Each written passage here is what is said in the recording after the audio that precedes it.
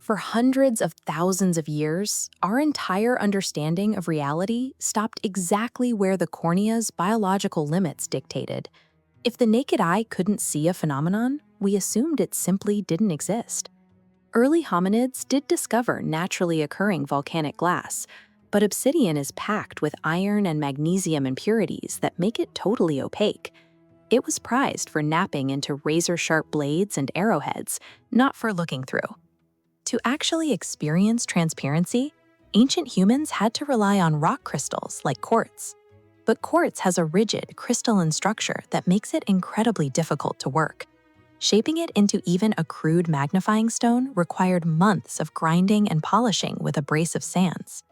Before we learned how to manufacture a transparent alternative, our knowledge was physically limited by these natural materials. We were trapped by the biological ceiling of our own senses, forced to rely on abstract philosophy and institutional dogma to explain everything we couldn't see. There's a persistent legend that Phoenician sailors accidentally invented glass on a sandy beach, but beach fires simply don't get hot enough. Standard silica sand requires temperatures upward of 1700 degrees Celsius to melt, a threshold impossible for any fire on an open shore. The real discovery was a chemical hack.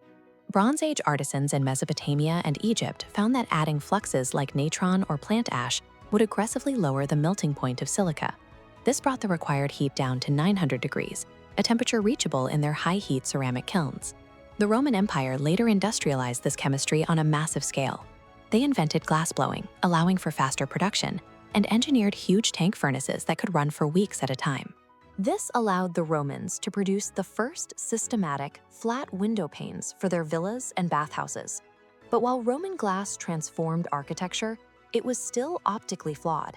It was murky and heavily tinted yellow-green, the result of unavoidable iron impurities found in the sand and the tools they used to stir the melt. Even with mass production, we were still viewing the world through a distorted lens. Achieving pure optical clarity remained the final technical hurdle for early scientific observation. That hurdle was cleared in the 15th century, on the island of Murano. To protect the secrets of their formulas, the Venetian Republic isolated their glassmakers here, creating a high-stakes, state-sponsored incubator for chemical innovation. The Venetians succeeded because they mastered the continuous random network. When modifier cations from the flux are added to the melt, they sever the rigid covalent bonds of the silica. Instead of organizing into a crystal, the atoms freeze in a state of topological disorder. This amorphous structure is what allows light to pass through without being scattered by crystalline grain boundaries. To remove the green tint caused by iron, an artisan named Angelo Baravere used manganese dioxide. He was essentially performing empirical color corrections centuries before we understood the optical spectrum. Manganese naturally imparts a magenta tint. By adding precise amounts to the melt, Baravere perfectly balanced the transmitted light, leaving the glass as clear as natural rock crystal. This material, called cristallo, finally gave us the raw material needed to precisely manipulate and focus the path of light.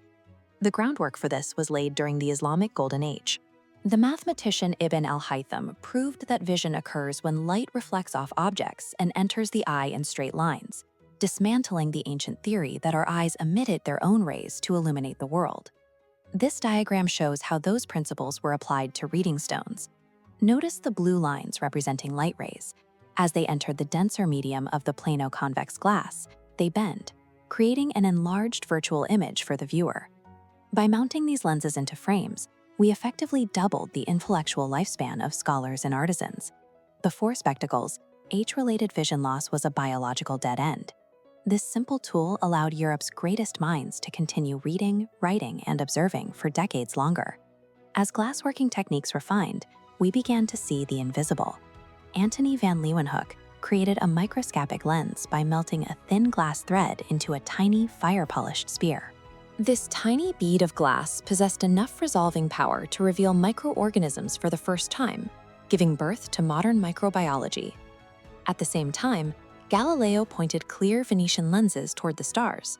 He observed craters on the moon and moons orbiting Jupiter, providing observable proof that not everything in the cosmos revolved around the Earth. The lens allowed physical observation to override abstract theory. If the instrument showed a moon orbiting Jupiter, The assumption of a fixed, unmoving cosmos had to be discarded in favor of empirical proof. By the late 19th century, standard soda-lime glass couldn't keep up with modern chemistry. It would shatter when exposed to the intense heat of a Bunsen burner, or slowly leak alkaline impurities that ruin sensitive experiments. This chart shows how Otto Schott's 1884 invention of borosilicate glass solved the problem. By integrating boron oxide into the melt, he created a glass with a remarkably low coefficient of thermal expansion. It could survive abrupt temperature changes without shattering. This development enabled the modern laboratory. Without chemically stable beakers and heat-resistant test tubes, the breakthroughs of modern pharmacology and medicine would have been physically impossible to achieve. We have transitioned from the heavy, colored window glass of medieval cathedrals to the ultra-pure fused silica of the modern age. By removing nearly all chemical impurities, we created glass fibers that can transmit data via total internal reflection over vast distances. Today, pulses of laser light moving through millions of miles of glass carry the weight of the global internet. This represents a peak in optical engineering, where glass transitioned from a decorative material into the physical nervous system of a data-driven world. This timeline shows the current frontier of glass technology. By 2026, we are using bioactive glasses to print bone scaffolds that bond with human tissue, and writing quantum receivers directly into borosilicate chips to secure global encryption. It's important to remember that human intellect didn't suddenly evolve during the scientific revolution. Our brains didn't get faster, our vision simply got better. By breaking down the atomic lattice of sand, we synthesized the invisible scaffolding of modern science. This material provided the mechanical hardware to escape our biological limits, revealing a reality that was vast, complex, and entirely measurable.